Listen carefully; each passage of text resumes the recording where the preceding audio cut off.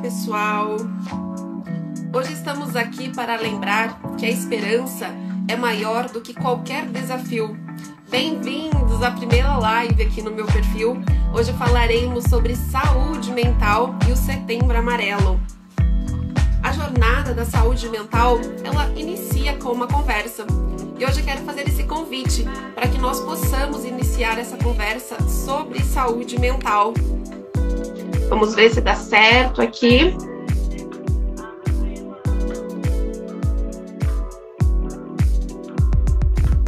Deu Tudo certo agora? Tá okay. Pra mim agora deu certo. Também estou te vendo, Simone. Deu Lica, certo. tá Pessoal, bom? Pergunta aí pra galera. Lica, fala aí se tá bom o áudio das duas. As duas estão aparecendo. Me responde. Lica, Bruna. Beleza, então bora. Vocês são o nosso termômetro. Eu me chamo Simone de Fátima, sou terapeuta familiar e hoje é a primeira live aqui nesse perfil. E a minha convidada foi a Rose, uma grande amiga que eu conheci aí na minha trajetória profissional, na saúde pública. Ah, que bom.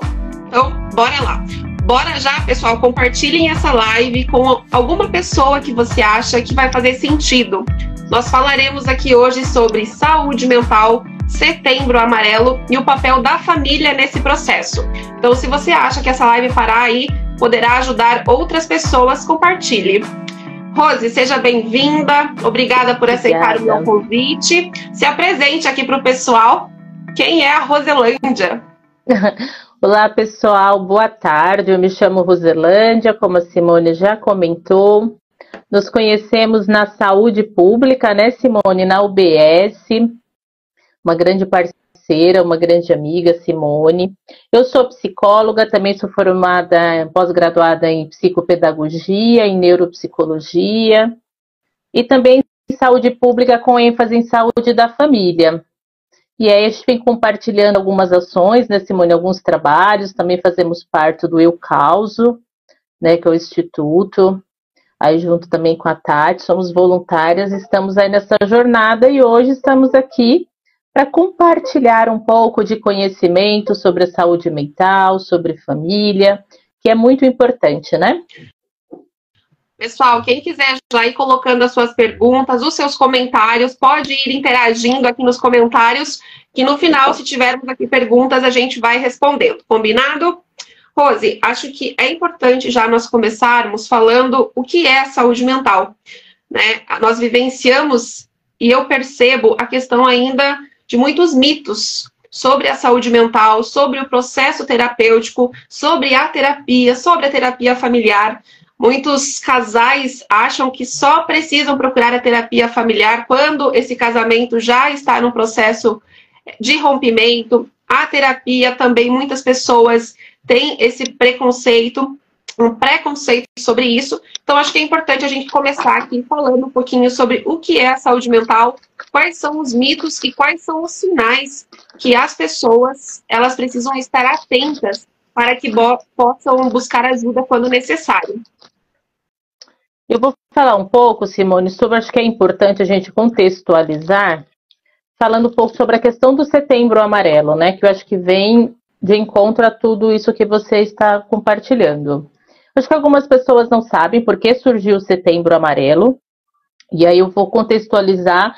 As pessoas perguntam, por que Setembro Amarelo? Por que amarelo e setembro, né? Foi a história de um jovem de 17 anos, em 1994, ele tinha um carro chamado Mustang 68, esse carro amarelo, e esse jovem cometeu suicídio. Ele cometeu suicídio dentro do carro, com um tiro na cabeça. E esse jovem ele é considerado um jovem inteligente, muito amoroso, e ele deixou um bilhete dentro do carro dele, do Mustang amarelo, pedindo que os pais não se culpassem, pais não se culpem. E no dia do velório, no dia do enterro dele, familiares e amigos distribuíram cartões com fitas amarelas, com a seguinte frase, né, na verdade com frases, né, para ajudar pessoas que estavam em sofrimento emocional. Isso foi em 1994. E aí, por conta do carro dele, amarelo, né, por ocasião do mês, então foi estitulado Setembro Amarelo, e aí com diversas frases, e uma delas é: se precisar, peça ajuda. E aí essa campanha ela tomou a proporção nos Estados Unidos, né, e chegou no Brasil. Só para a gente contextualizar, quando foi em 2003, a Organização Mundial da Saúde, ela intitulou o dia 10 de setembro como sendo o Dia Mundial de Prevenção ao Suicídio. E eu costumo dizer que o suicídio ele não acontece só em setembro. Então, nós devemos falar sobre saúde mental, sobre suicídio, sobre saúde emocional. Eu acho que todos os dias, durante todos os meses, e não só no Setembro Amarelo, né? Não só em setembro, mas foi o mês que foi intitulado, dia 10 de setembro, como Dia de Prevenção ao Suicídio. Isso em 2003. Em 2013, a campanha ela ganhou notoriedade, né, no calendário nacional, foi colocado no calendário e passou a ser potencializado essa campanha todos os anos. Em 2014, a Associação Brasileira de Psiquiatria, junto com o Conselho Federal de Medicina, eles passaram a divulgar mais essa campanha em 2014, né, em prol dessa campanha, e ganhou mais notoriedade nas mídias, né, nos calendários, nas publicações, nas divulgações. E em 2015, essa campanha ela ganhou força no Brasil, e realmente as pessoas elas potencializam essa campanha em setembro. E aí eu volto a reforçar que as pessoas morrem todos os meses, né? Mas realmente o Setembro Amarelo ele foi, né, nasceu lá nos Estados Unidos por conta desse jovem, um jovem muito bonito, por conta desse suicídio. E por isso que surgiu o Setembro Amarelo e, se precisar, peça ajuda. Uhum. E quando nós falamos na questão do suicídio, uma das questões que nós trabalhamos dentro do processo da terapia familiar são os segredos familiares. E o suicídio, ele é um dos segredos familiares. Muitas famílias, aconteceu um processo do suicídio e aquilo é guardado dentro daquela família. Não é falado sobre aquilo para as próximas gerações. E muitas gerações vão reproduzindo o suicídio em várias gerações, até que isso seja falado. E dentro, muitas vezes, desse processo da terapia familiar, é o momento que nós conseguimos identificar, junto com as famílias, quais são os segredos. E esse é um dos grandes segredos que, após ser revelado para aqueles familiares, ser elaborado esse processo, e que a família possa lidar com isso de uma forma... Como que nós vamos se prevenindo, como que nós vamos cuidando da saúde mental daquela geração para que isso não venha a acontecer novamente. E é muito importante, né, Rony, a gente falar da saúde mental. Ainda é um tabu muito grande, a questão da saúde mental.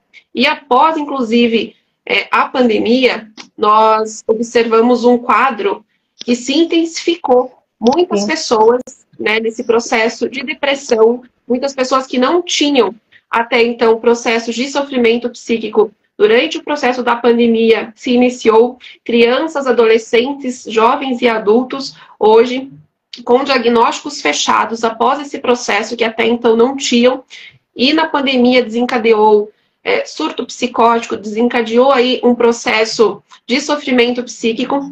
Então é muito importante que a gente possa ir falando sobre isso, para a gente poder desmistificar, para que nós possamos lidar com isso de uma forma mais leve, que as famílias possam sim falar sobre isso dentro das suas casas, estar atentas nesse processo, e tudo isso, inclusive, a terapia familiar vai facilitando tudo isso. E a família... tem um outro... Processo, né, Rose? Pode falar. A família nesse processo é de suma importância, em diferentes aspectos, né? Como que você vê o papel da família em todo esse processo, Rose?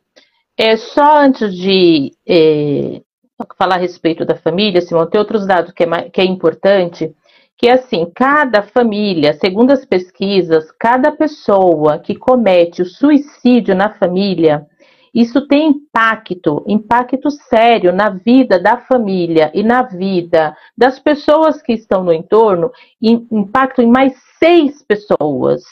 Então, pensa, uma pessoa da família, ela comete o suicídio, e isso tem impacto em outras 6 pessoas. Então, você pensa que, assim, morrem 7 pessoas, né, se você pensar, porque uma cometeu suicídio e outras 6 ficam comprometidas, né? Então, esse dado, ele me chama bastante atenção, porque eu fiquei pensando, porque às vezes as pessoas pensam, cometeu suicídio, não, foi uma pessoa que tirou a vida. Não, essa vida causou impacto na vida de outras 6. Né, da dinâmica familiar ou de outras pessoas que estão no convívio com essa pessoa. E um outro dado que me chamou bastante atenção é que, segundo a Organização Mundial da Saúde, 96, isso é um dado que me chamou muito, 96,8% dos suicídios cometidos, esses pacientes, eles tinham histórico de doenças mentais, 96,8%. E são doenças, históricos de doenças mentais que poderiam ter sido tratadas. Olha só, 96,8% pessoas cometeram suicídios e essas doenças, elas poderiam ter sido tratadas. E aí é onde eu questiono, onde entra a questão das políticas públicas, né? Porque hoje, nós que trabalhamos na saúde, nós que trabalhamos com contato com pessoas, né, tanto no social quanto na saúde, nós acompanhamos e vemos o quanto que a questão da saúde mental e emocional no serviço, na saúde, no SUS e de forma geral, está muito comprometida, está muito sucateada.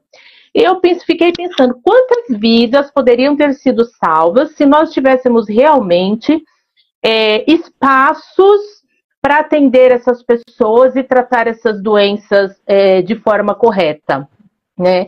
Eu acompanho muitos desses pacientes, eles estão há anos acompanhados pela UBS, né, apenas trocando a receita sem uma reavaliação de um psiquiatra ou de um profissional especializado.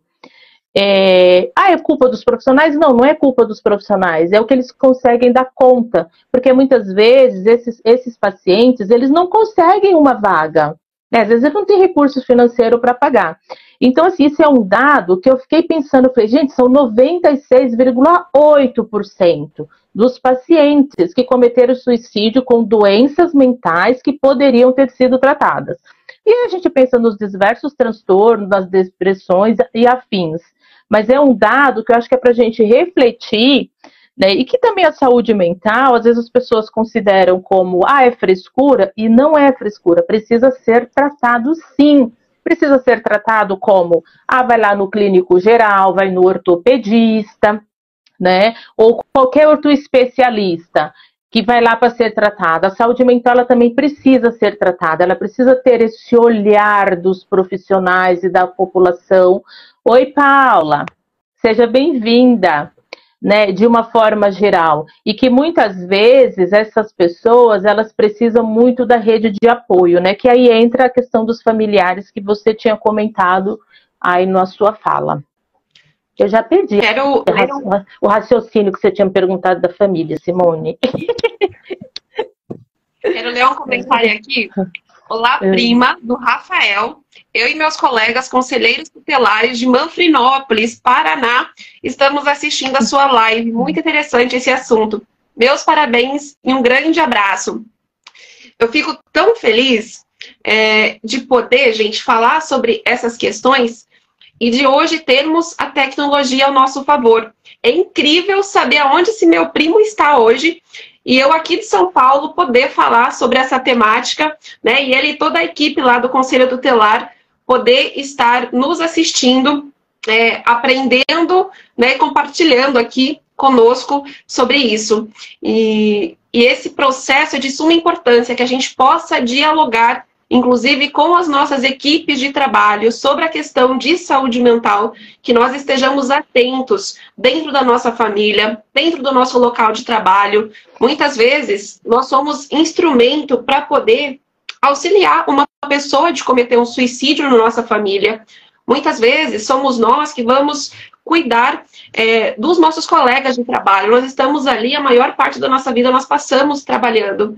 Então, se a gente puder estar atento a olhar com sensibilidade, com amor, com respeito para as pessoas que estão ao nosso lado, sem olhar muitas vezes, está com depressão, como a Rose falou, é frescura, é falta de vontade, essa pessoa é preguiçosa. Então, várias falas pejorativas, falas que muitas vezes nós escutamos e vamos reproduzindo ao longo da nossa vida, ela não é uma verdade. A pessoa em sofrimento psíquico, ela precisa de ajuda, ela precisa do apoio familiar, ela precisa desse suporte familiar. E essa família também precisa de ajuda, né? É importante, e por isso que a terapia familiar, ela é tão importante, inclusive nesse processo. Quando essa família está vivenciando um processo de descoberta de um diagnóstico, ou após a descoberta, como que ela vai lidar com o prognóstico, como que ela lida com o tratamento, com o processo de recuperação. Quando essa família consegue dar esse suporte, as chances dessa pessoa em sofrimento psíquico ter um tratamento muito mais efetivo. E essa família também, se ela não tiver um suporte, muitas vezes ela acaba adoecendo, porque ela às vezes nunca passou por aquilo, não vivenciou e ela não consegue entender, né? Do nada, um familiar pode ter um surto psicótico, por exemplo, e você nunca vivenciou isso, você não sabe o que está acontecendo. A pessoa começa a falar coisas, entra num processo de crise e a família não consegue identificar. Então é importante que ela busque ajuda profissional de diversas especialidades, né, que busque ajuda dentro do que é possível, ou na UBS do seu bairro, no CAPS, a Rose até vai falar um pouquinho mais aqui dos recursos que nós temos hoje a nível de saúde pública. Temos outros recursos, né, depende aí de vários fatores, é o recurso e o local que nós vamos buscar, mas é de suma importância que a gente possa, que a família entenda também a importância de poder olhar para tudo isso. Como que eu vou olhar para essa compreensão? Como que eu consigo compreender o que eu estou vivenciando? Como que vai ser esse processo da aceitação? Quando eu aceito, eu consigo lidar com aquilo de uma forma diferente, né? Lidar com diagnósticos não é um processo fácil, é muito difícil. A gente não fica torcendo para ter diagnósticos ou para alguém da nossa família ter, mas de repente isso acontece. E aí é o que nós fazemos com isso. A crise é uma oportunidade para que nós possamos crescer enquanto família. Ou muitas vezes, se nós não tivermos ajudas ou recursos, a gente adoece. Então, caso você aqui hoje esteja vivenciando algum processo de adoecimento, busque ajuda profissional, de um psicólogo, de um psiquiatra, da UBS do seu bairro, de um terapeuta familiar que vai conseguir te ajudar dando esse suporte, esse contorno, para que você possa enfrentar esse desafio, que ele não é fácil, mas é possível da gente poder ir lidando com isso de uma forma mais leve, talvez, nesse processo. E para você, Rose, quais são os recursos, né? Acho que eu falei aqui alguns, mas quais são os recursos também que você gostaria de contribuir aqui? Se você hoje conhece uma pessoa em sofrimento, quais são os locais para que possa pedir ajuda? Eu vou falar dos recursos, Simone, mas antes eu quero pontuar algumas situações que pode ajudar as pessoas a identificar, às vezes, um familiar ou alguém do seu ambiente de trabalho, do convívio, que de repente essa pessoa esteja precisando de ajuda. Eu falo que a doença mental, a doença emocional, eu falo que é a doença da alma, né? Porque é uma doença que muitas vezes ela não é visível perante aos olhos da sociedade. É diferente da pessoa quando está com o braço quebrado, a perna quebrada, ou alguma outra enfermidade que é visível.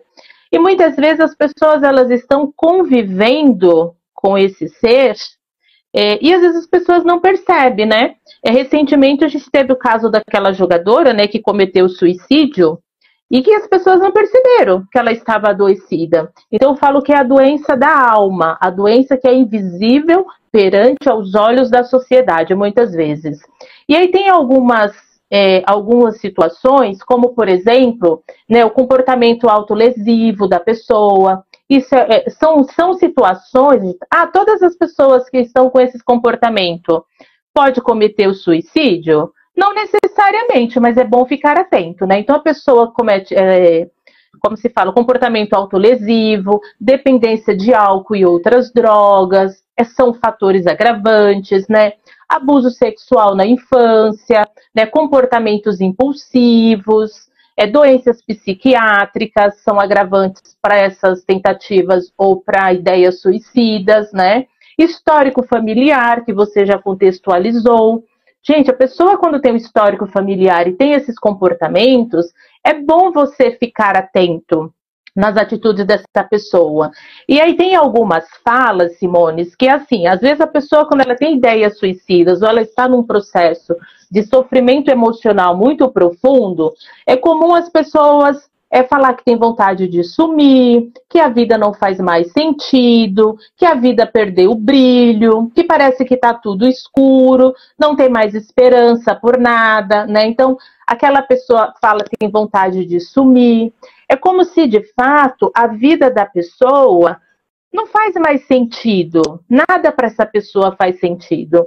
Tem uma outra situação que me chama bastante atenção e eu tenho observado em pacientes, é que normalmente pessoas com ideias suicidas, eles sempre se apegam a algo que é importante para eles.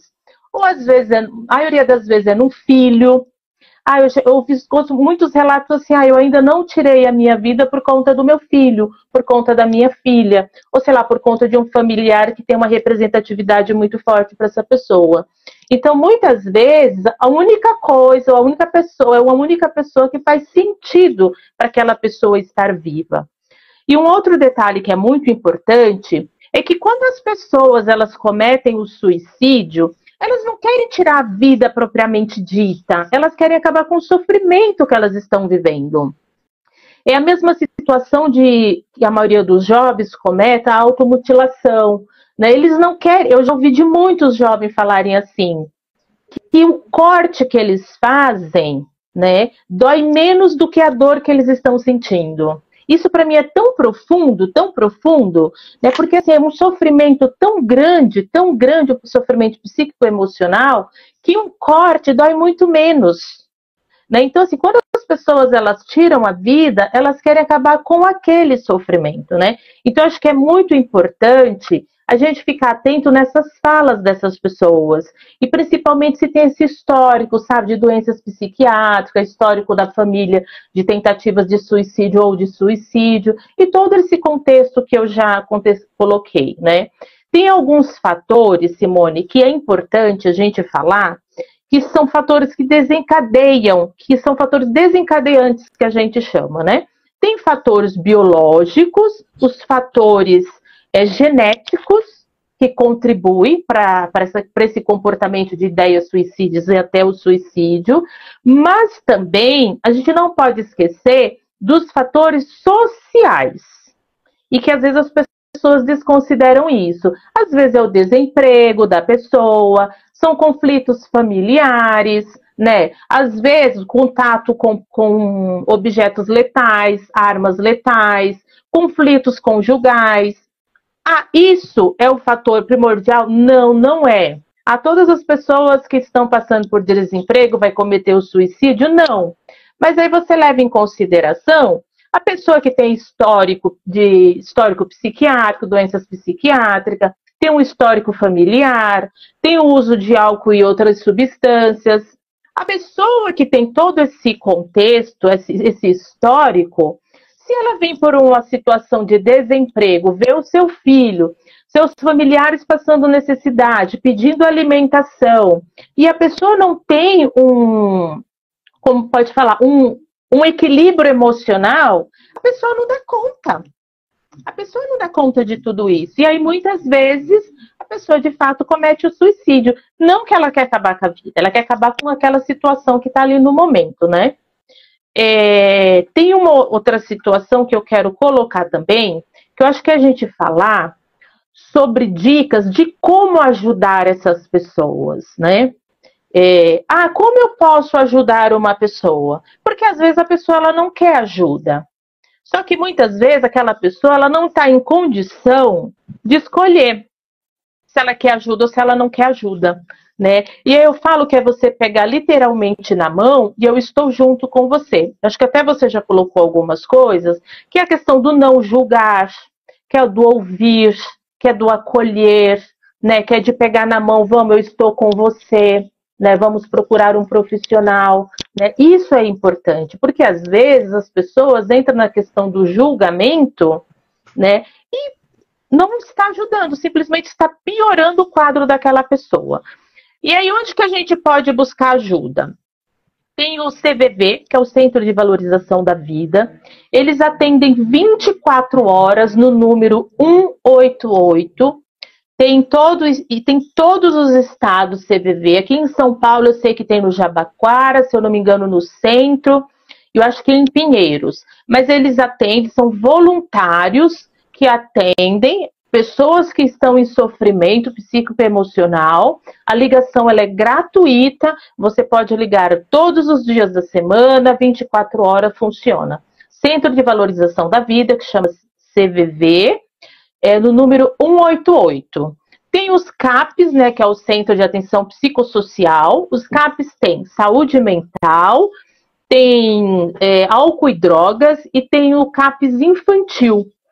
Né? E aí as pessoas com sofrimento psicoemocional procuram o CAP Saúde Mental. É portas abertas, é só levar documento, cartão do SUS, e eles acolhem essas pessoas. Né? Lá eles têm psicólogo, psiquiatra, tem TOs, tem uma equipe multidisciplinar e que acolhe esse paciente em sofrimento.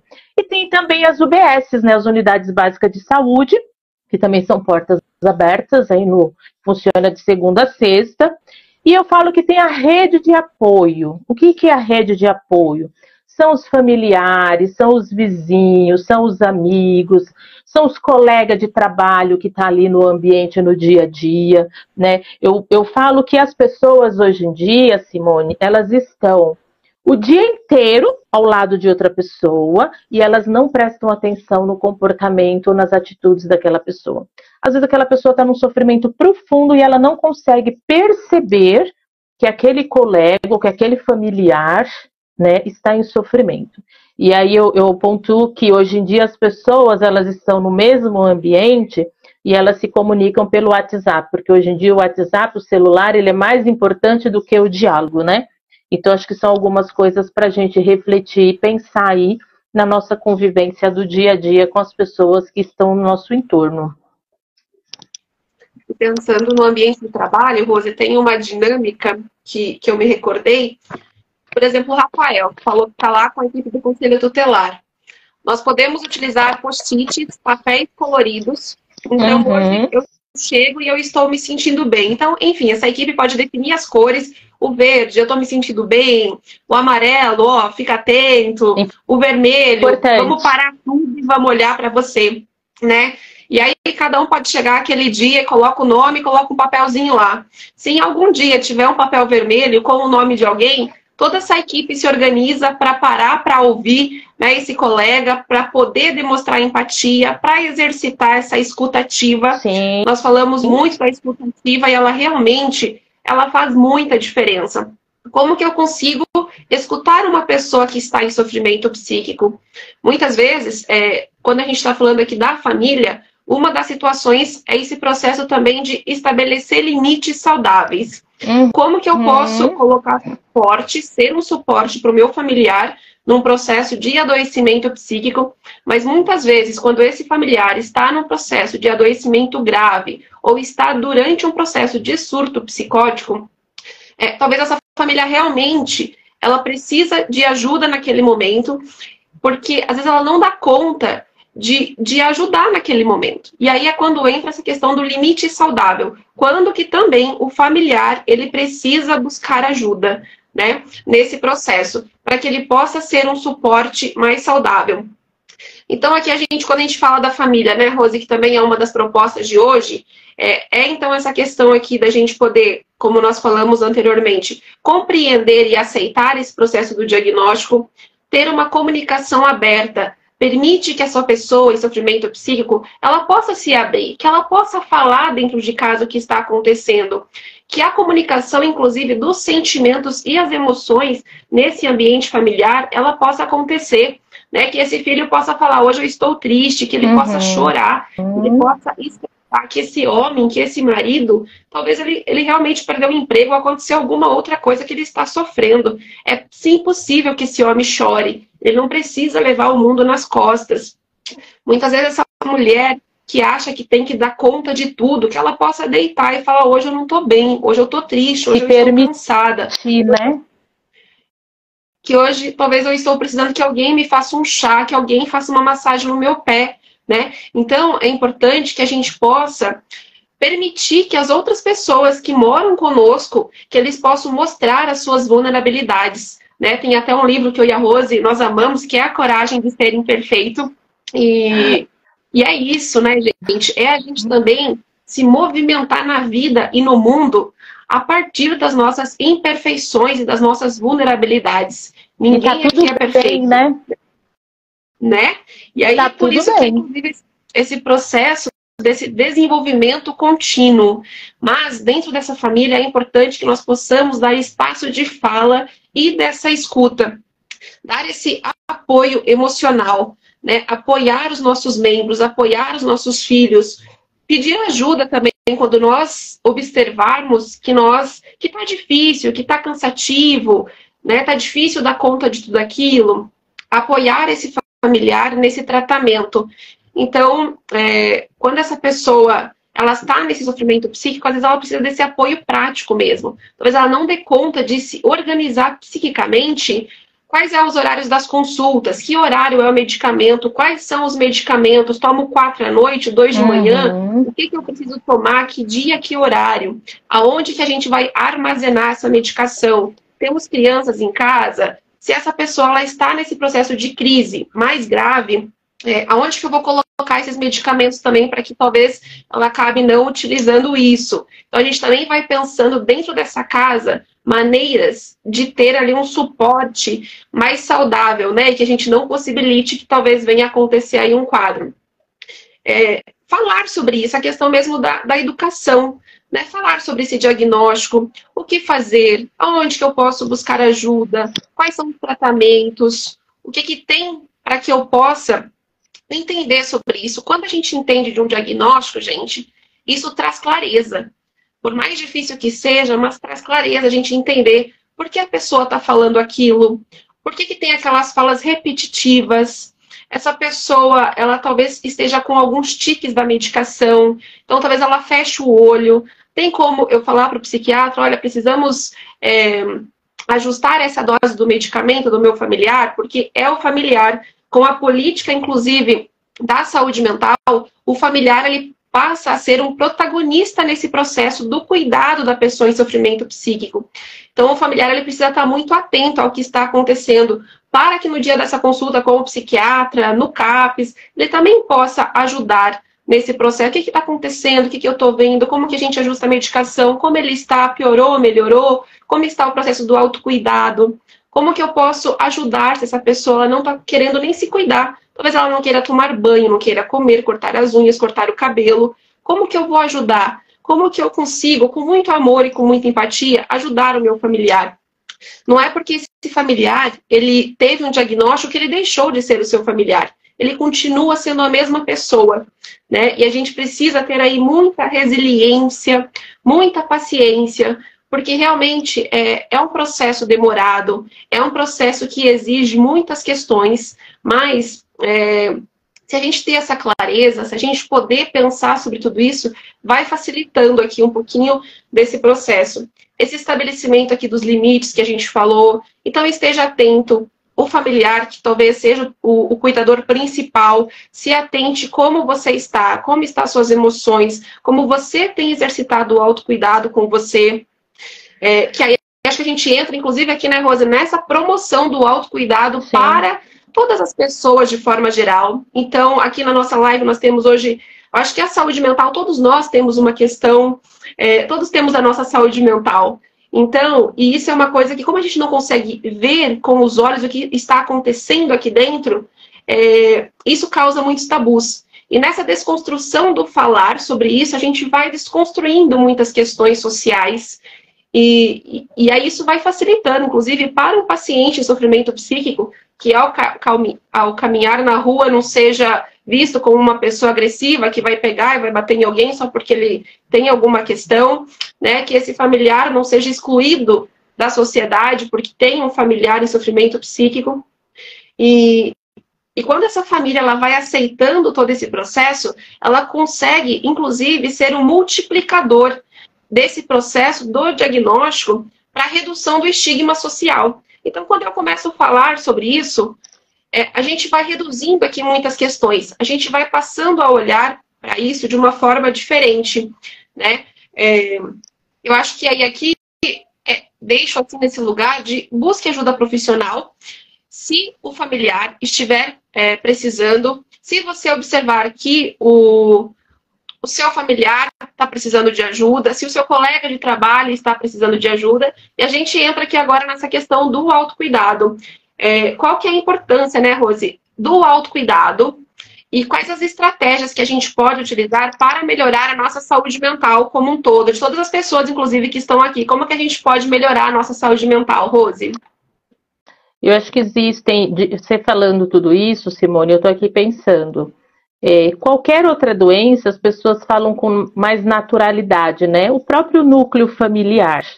Quando se trata de doenças mentais, existe um preconceito, e o preconceito ele já vem de dentro da família.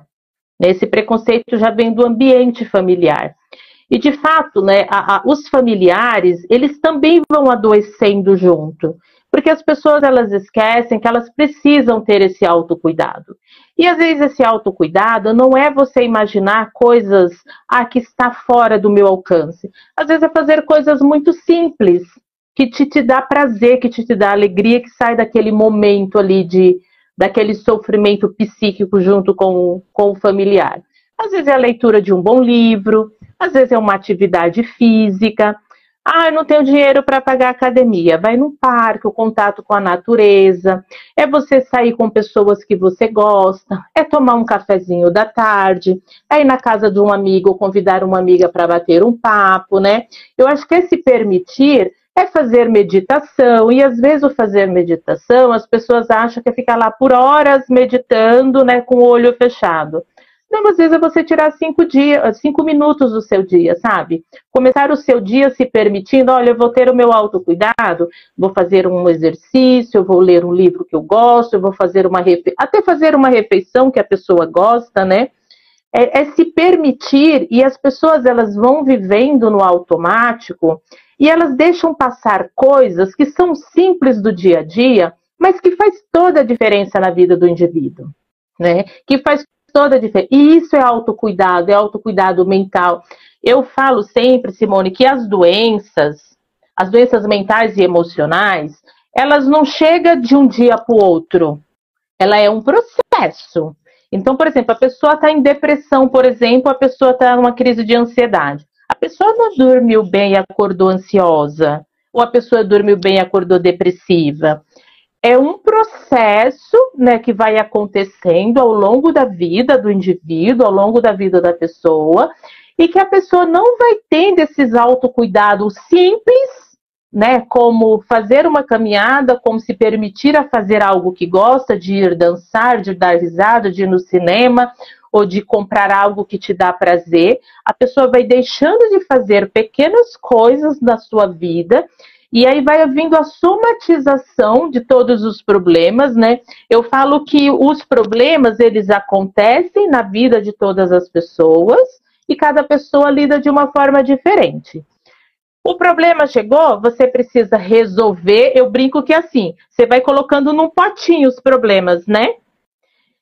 Chegou um problema, você tem que resolver. Se você resolveu aquele problema, o seu copinho, o seu potinho vai ficar vazio. Vai vir outro e você vai resolvendo. O que acontece? As pessoas, elas não vão resolvendo e vai somatizando e o seu corpo vai adoecendo, a sua saúde mental vai adoecendo e daqui a pouco você está numa crise de depressão, você está numa crise de ansiedade ou você está aí com algum transtorno. Então, acho que as pessoas se permitirem. Eu vejo que hoje as pessoas, elas não se permitem. É como se elas não merecessem ter prazer na vida, sabe? eu não sou merecedora, e aí entra uma série de outras questões, né, Simone? Eu não sou merecedora, é outra live. Eu não sou merecedora de ter prazer, ou eu não sou merecedora de aceitar coisas, né, para o meu crescimento, ou para me presentear, se presentear mesmo, sabe? E isso vai acontecer nesse processo de adoecimento. Eu acho que são pequenas coisas do seu dia a dia que faz a diferença na sua vida. E é muito importante as pessoas que são os cuidadores, pais, mães, pessoas em geral, que possam exercitar o autocuidado. Muitas vezes eu observo, eu enquanto mãe, né? Já consegui trabalhar isso, então não é mais assim. Mas talvez quando eu iniciei o meu processo do maternar, de um lugar que, como que eu vou tirar um tempo para mim e deixar o meu filho, né? E aí quando você vai entendendo que é importante você cuidar de você em primeiro lugar, se ame em primeiro lugar. Se eu fazer uma pergunta aqui para vocês, quem é a pessoa mais importante da sua vida? Me responda aqui, gente, me coloca aí nos comentários. Quem tiver filhos vai dizer que é filhos. Quem é a pessoa mais importante da sua vida? Quem é mãe vai dizer que são os filhos. Não vale mentir, hein? Não vale mentir. Quem é a pessoa mais importante da sua vida, ela precisa ser cuidada. E quando nós nos cuidamos, em primeiro lugar, nós ensinamos, inclusive, aos nossos filhos que ele tem amor próprio, que ele aprenda a se cuidar, que ele consiga se colocar em primeiro lugar, inclusive nas suas relações. Aí, ó, Amanda, minha filha. E quando a gente... É isso aí, Paula, sou eu, isso mesmo. Quando a gente entende que se eu me acolho, se eu me cuido em primeiro lugar, eu consigo ter mais recurso cognitivo para lidar com os desafios do dia a dia, com os desafios da vida, com esses processos de adoecimento dos nossos familiares ou situações diversas, que cada pessoa que está aqui hoje talvez esteja enfrentando um desafio diferente. Mas mesmo que esteja muito difícil, talvez, para você hoje, cuide-se. Quando você tira um momento para se cuidar, você consegue olhar com mais clareza para talvez tentar encontrar uma solução diante do desafio que você está vivenciando. E a gente ensina isso para os nossos filhos sobre o amor próprio, sobre muitas vezes não aceitar relacionamentos abusivos, né? Não se colocar em segundo lugar. Eu estou sofrendo, mas eu continuo naquele lugar. Então, quando você se cuida, olha só, um autocuidado, ele vai para várias outras esferas muito mais profundas, como a Rose falou, que a gente teria assunto aqui para outras lives. E então a gente consegue mostrar para esse filho a importância dele poder se cuidar para vários aspectos. Então, cuide-se em primeiro lugar. Se você é um cuidador, se você é uma mãe, indiferente dos papéis que você hoje exerce, cuide-se sempre, tire todos os dias um momento para que você possa se cuidar. Inclusive, essa semana, no meu perfil, até coloquei um livro que chama O Milagre da Manhã. Se você não me segue, já começa a me seguir, segue a Rose também. Todos os sábados eu vou deixando dica de algum livro, e esse livro é um livro que realmente mudou meu mindset sobre essa questão do autocuidado, inclusive formas de exercitar o autocuidado. A gente não tem ideia do que a gente faz naquele momento, né? Então são das coisas um pouco mais simples até algumas coisas que a gente pode aí estar exercitando todo esse processo. Pessoal, alguém tem alguma pergunta? Pode nos enviar aqui. Enquanto se alguém for fazer aqui alguma pergunta, teve vários comentários, agradeço já todas vocês aí pelo compartilhar, pelo engajamento, e quero falar, inclusive, que minha agenda está aberta agora para o mês de outubro, para processos da terapia familiar. Se você tem algum familiar que está num processo de sofrimento psíquico, se você está nesse processo de adoecimento psíquico, ou você conhece alguém que esteja precisando de ajuda, estou com minha agenda aberta agora para o mês de outubro. E a Rose também é uma excelente profissional, uma excelente psicóloga. Então, contem conosco, contem aí com a sua rede de apoio, vão criando essa rede de apoio. As UBSs, como a Rose falou, é um lugar que acontece muitas coisas, que é a atenção primária que a gente fala. inclusive grupos de apoios para as famílias. E os grupos de apoio, gente, eles fazem muita diferença nesse processo. É muito importante que quando a gente está vivenciando algumas situações, nós possamos contar com pessoas que vivenciam situações parecidas com a nossa. A Paula, eu vou tirar um cochilo das 17 às 17h30 pro meu autocuidado. É isso aí. Paula, é o sono da beleza, o soninho da tarde, é o sono da beleza. Simone, a Bruna estava te mandando beijos e agradecendo. Obrigada, Bruna. A Bruna é uma querida. Então é muito importante que a gente possa se cuidar nesse processo. Então, quero agradecer aqui, pessoal, todo mundo que participou aqui da nossa live. Farei lives aqui todas as sextas-feiras, às 14h14. Então, teremos aí vários convidados, inclusive a Paula vai ser aí uma das próximas convidadas para falarmos de alguns assuntos de suma importância. Ah, mas lembrei que eu estava falando sobre os grupos das famílias. Então, caso você precise, vá até a sua OBS, veja se tem grupos de apoio para as famílias ou um grupo talvez que você esteja precisando. Temos grupos online. Futuramente tem aí um desejo de fazer grupos para as famílias que têm pessoas que vivenciam situações dentro de casa, mas ao longo aí do tempo vou falando mais sobre isso também. Quero agradecer muito a Rose por toda essa disponibilidade, por poder compartilhar conosco aí todo o seu conhecimento. Realmente é uma pessoa que eu tenho um carinho muito grande, que eu admiro muito. Quer deixar aqui alguma fala, Rose? Não, só quero te agradecer a participação das pessoas, né? Uma sexta-feira às 14h14, que os 14h14 é importante. Deixa eu ver aqui esse recadinho. E eu agradecer pelo convite, Simone, por compartilhar esse conhecimento, informações, né? Compartilhar com conhecimento é importantíssimo. Eu falo, não basta você ter o conhecimento e não compartilhar. Não serve de nada você ter e não compartilhar e poder ajudar outras pessoas. A Lica está falando, adorei a live de vocês, foi muito bom, muito proveitosa. Amanda, meninas, parabéns pela live maravilhosa, muito clara, leve, informações muito importantes. A Bruna aqui mandando um beijo para a Bruna. E essa live, gente, ela é o começo de muitas conversas sobre a saúde mental, né? Que ela seja o início para que nós possamos falar da saúde mental de uma forma mais leve em todos os ambientes que nós estamos. Parabéns, a Cíntia falando ótimo conteúdo. Então aqui hoje nós falamos sobre a saúde mental, o Setembro Amarelo, o papel da família nesse processo e a importância do autocuidado. E essas conversas de saúde mental, que elas possam acontecer todos os meses do ano, não somente em setembro. Então que nós possamos dialogar sobre esse assunto de uma forma mais tranquila, mais leve e ajudar as pessoas que estão perto de nós e se ajudar, né? Isso é muito, muito importante. Então cuidem-se, até a nossa próxima live. Um grande abraço aqui para todo mundo. E gratidão.